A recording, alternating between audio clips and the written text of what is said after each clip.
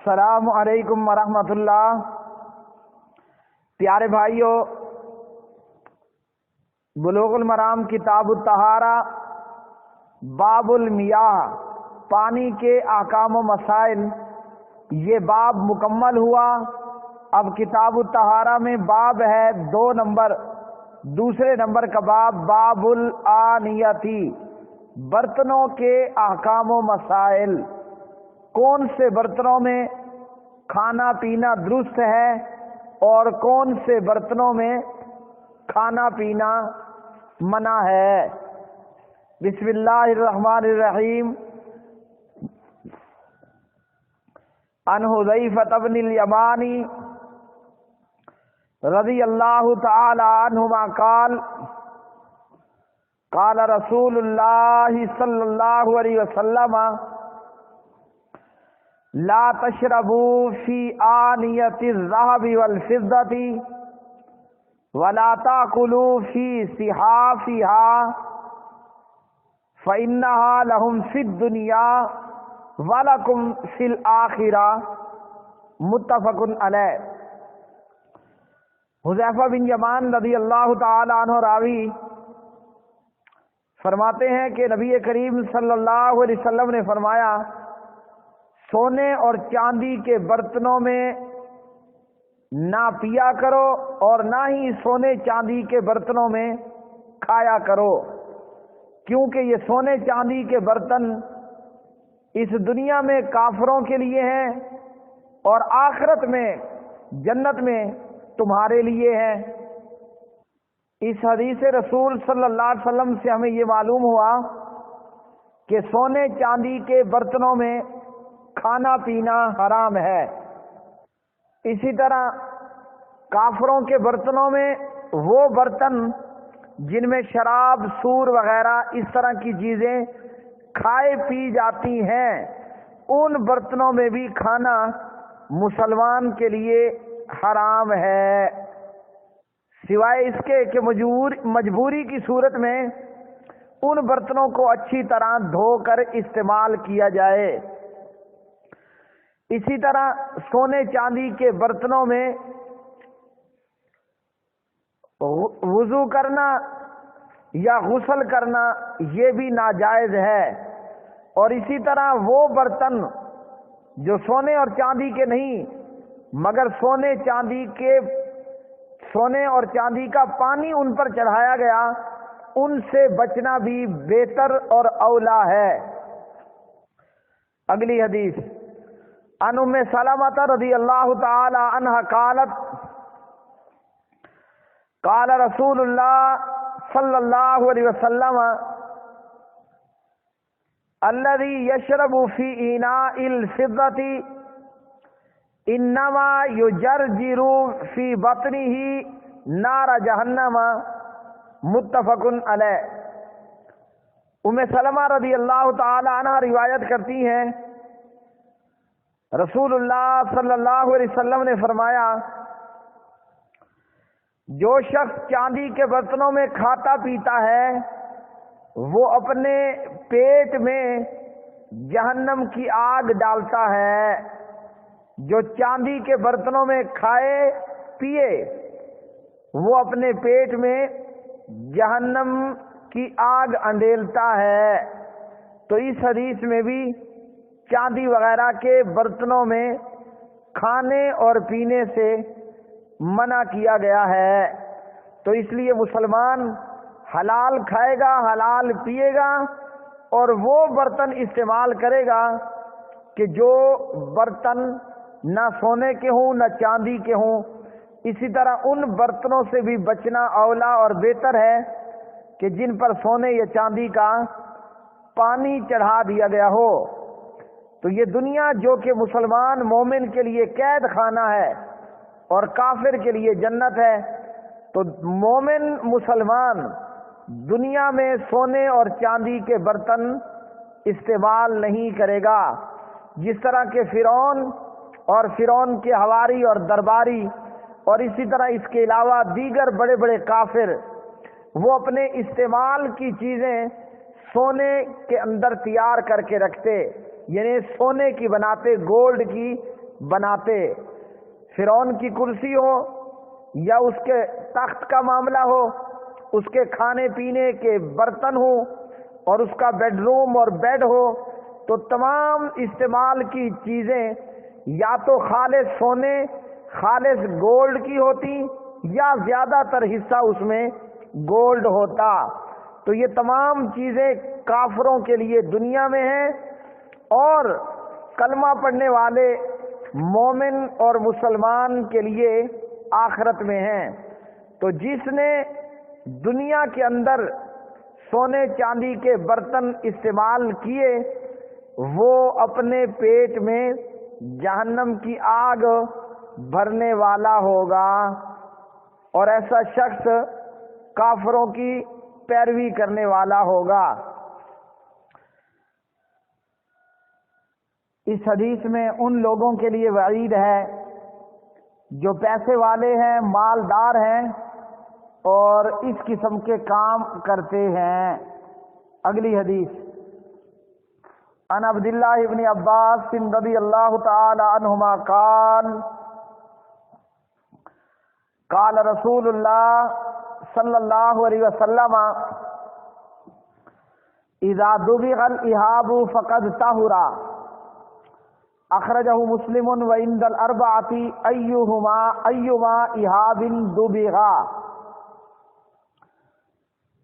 حضرت عبداللہ بن عباس رضی اللہ تعالی عنہما راوی ہیں، نبی کریم صلی اللہ علیہ وسلم نے فرمایا جب چمڑے کو رنگ دیا جائے تو وہ پاک ہو جاتا ہے۔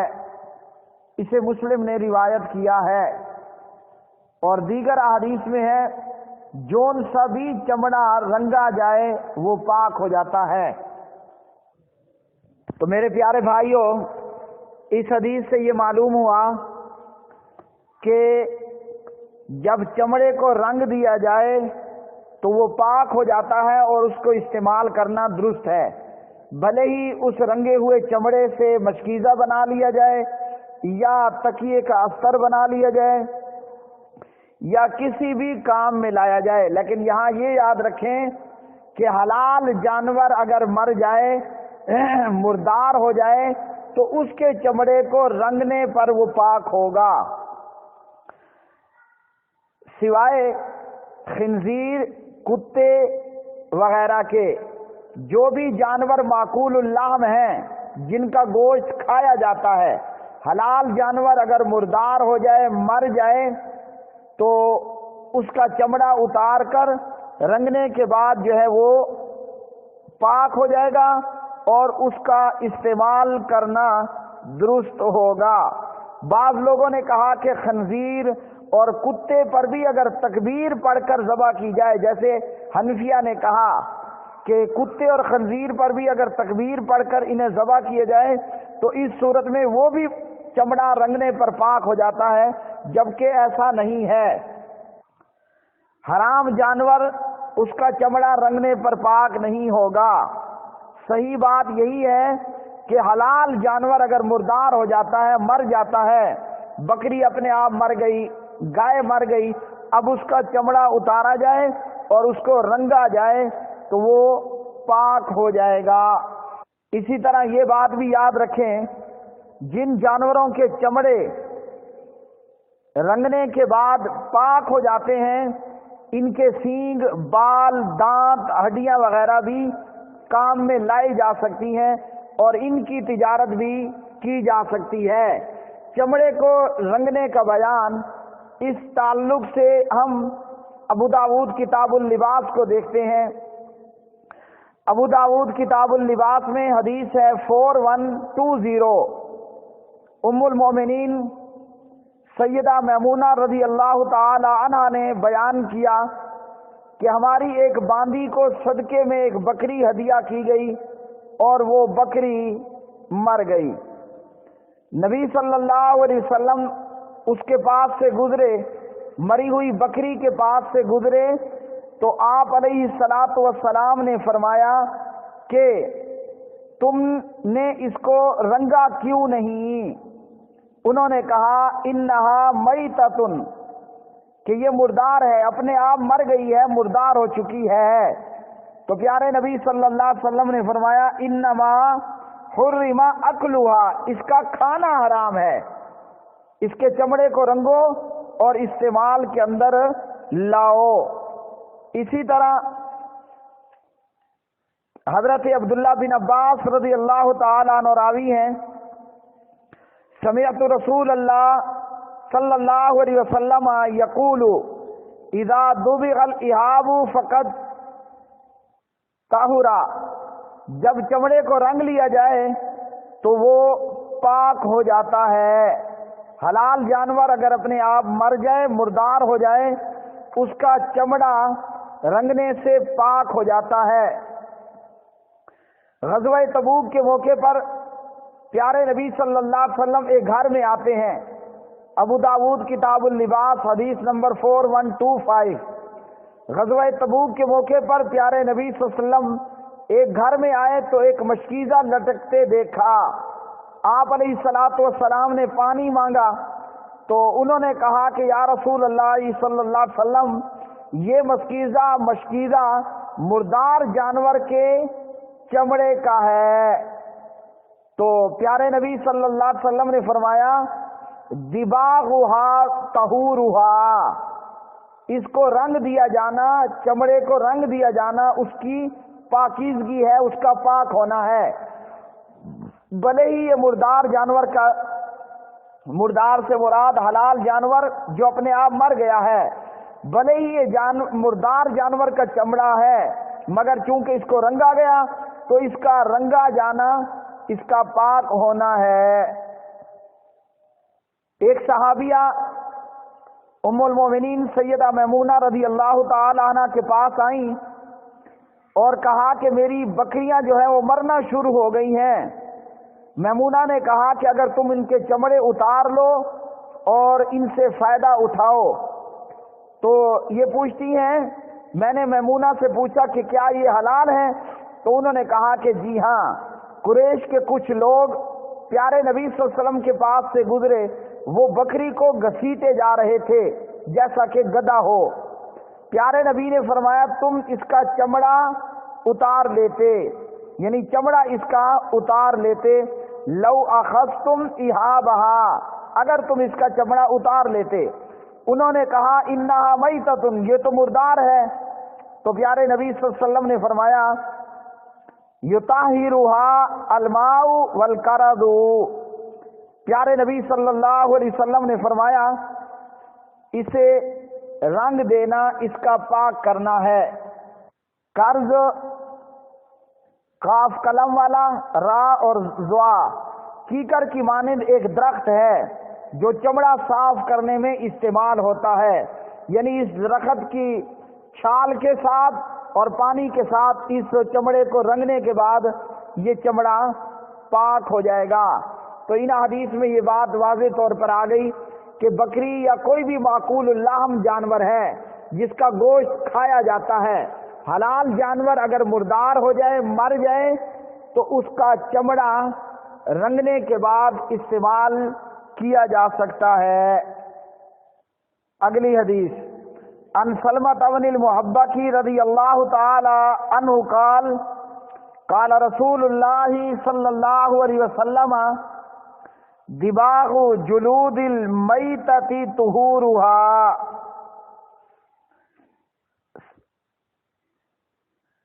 اخرجہ ابو داود وابن حبان وصححہ ابن حبان۔ سلمہ بن محبک سے روایت ہے، نبی صلی اللہ علیہ وسلم نے فرمایا مردہ جانوروں کے چمڑوں کو رنگنا ہی ان کی طہارت اور پاکیزگی ہے۔ امام ابن حبان نے اس روایت کو صحیح قرار دیا۔ اگلی حدیث ان میمونہ رضی اللہ تعالی عنہا قالت مر النبی صلی اللہ علیہ وسلم بشاۃ یجرونها فقال لو اخذتم اہابها فقالوا انها میتۃ فقال یطہرھا الماء والقرض، اخرجہ ابو داود والنسائی۔ میمونہ رضی اللہ عنہ راویہ، نبی صلی اللہ علیہ وسلم کا گزر ایک مردہ بکری کے پاس سے ہوا پیارے نبی کا گزر ایک مردہ بکری کے پاس سے ہوا جسے لوگ گھسیٹتے ہوئے لے جا رہے تھے. آپ نے فرمایا کاش تم اس کی کھال اتار لیتے. لوگوں نے کہا کہ یہ تو مری ہوئی ہے. آپ نے فرمایا اس چمڑے کو پانی اور کیکل کی چھال پاک کر دے گی، یعنی جب اس کو رنگ دیا جائے گا تو یہ پاک ہو جائے گا. تو پیارے نبی صلی اللہ علیہ وسلم کی ان احادیث سے ہمیں یہ معلوم ہوا سونے چاندی کے برتنوں میں نہ کھانا ہے نہ پینا ہے، نہ ان سے غسل کرنا ہے نہ وضو کرنا ہے. اور دوسرا یہ معلوم ہوا کہ حلال جانور اگر مر جائے اس کا گوشت تو حرام ہے، مگر اس کا چمڑا اتار کر رنگنے کے بعد وہ استعمال کیا جا سکتا ہے. حلال جانور کے چمڑے کو رنگ کر اس سے مشکیزہ بنائے جائے، جوتی بنائی جائے، وغیرہ وغیرہ بنائے جائے تو پھر اس کا استعمال درست ہوگا. شریعت نے ہمارے لیے یہ آسانی اس معاملے میں کی. بلوغ المرام کتاب الطہارہ باب الآنیتی، یہ سبق نمبر 7 تھا. وما علینا الا البلاغ المبین.